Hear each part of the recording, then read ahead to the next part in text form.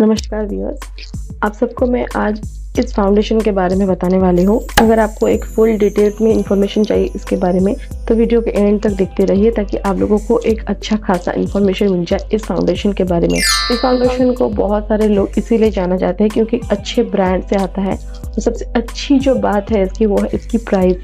ये सिर्फ 125 रुपये में आ जाती है। 27 ml आपको मिल जाता है इस बॉटल में। लेकिन मैं बात करूंगी इसके कुछ फ़ायदे कुछ नुकसान के बारे में। कौन से स्किन टाइप से ये ज़्यादा अच्छा मिलता है, कौन से स्किन टाइप के लिए नहीं है और कितने सारे फॉर्मूलेशन में ये आता है, ये भी मैं इस वीडियो में से बात करूंगी।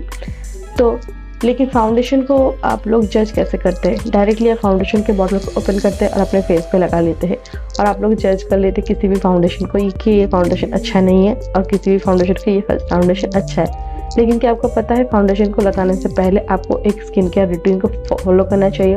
स्किन केयर रूटीन सुनते ही बहुत लोग सोचते होंगे शायद बहुत सारे प्रोडक्ट अपने फेस पे लगाने की बोलेगी और उसके बाद फाउंडेशन लगाने के लिए बोलेगी। लेकिन स्किन केयर रूटीन में सिर्फ और सिर्फ आपके जो डेली रूटीन आप फॉलो करते हैं, आप अगर उसको सुबह लगा चुके हैं लेकिन आपको शाम को कहीं जाना है और आपको फाउंडेशन अप्लाई करना है तो उसी रूटीन को फिर से फॉलो कर लीजिए। जैसे कि अपने फेस को धो लेना और उसके बाद आपके मॉइस्चराइज़र को अप्लाई कर लेना।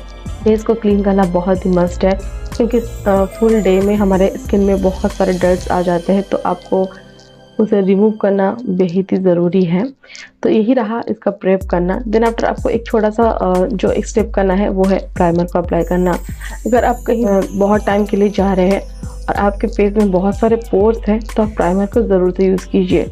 अगर आपके फेस में पोर्स नहीं है, आपको लगता है नहीं चाहिए प्राइमर, अब मेरा फाउंडेशन बहुत ज़्यादा लॉन्ग लास्टिंग करने की ज़रूरत नहीं है, तो आप प्राइमर को स्किप कर सकते हैं। पहले तो आप अपने फाउंडेशन को थोड़ा थोड़ा करके बिल्डअप करने की कोशिश कीजिए। एक ही बार में बहुत सारे फाउंडेशन अगर आप निकाल लेंगे और उसको लगाने लग जाएंगे तो आपको ब्लेंड करने में बहुत ज़्यादा मुश्किल आने वाली है क्योंकि उसको ब्लेंड करते ही आपको बहुत ज़्यादा पैचीनेस आ जाएगा और एक स्टिकी सा दाग आ जाएगा। उसे हटाते हटाते आपको बहुत ज़्यादा टाइम लग जाएगा। इसीलिए आप एक काम कीजिए, थोड़ा थोड़ा करके बिल्डअप लीजिए।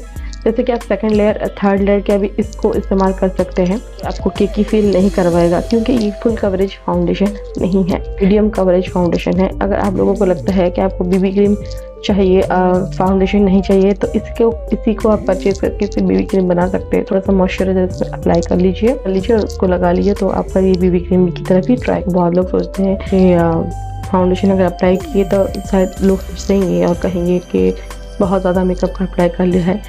अगर आप लोग ऐसे सोचते हैं लेकिन आपको फाउंडेशन लगाना पसंद है तो आप इस परचेज़ कीजिए क्योंकि ये बहुत ही ज़्यादा मीडियम कवरेज आपको देता है।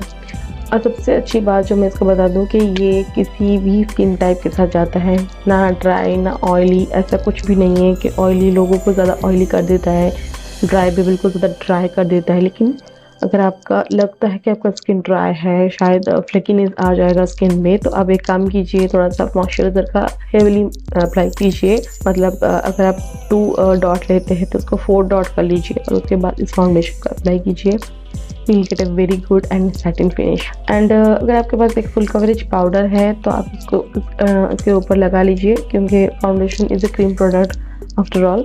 सो आई होप इस वीडियो में आपको बहुत सारी जानकारी मिल गई होगी, आपको वीडियो बहुत ज़्यादा इन्फॉर्मेटिव लगा होगा। सो है तो एक लाइक ज़रूर कर दीजिए और चैनल को सब्सक्राइब करना मत भूलिएगा। मिलती हूँ मैं आपके साथ दूसरे वीडियो में बहुत जल्द। Thank you for watching.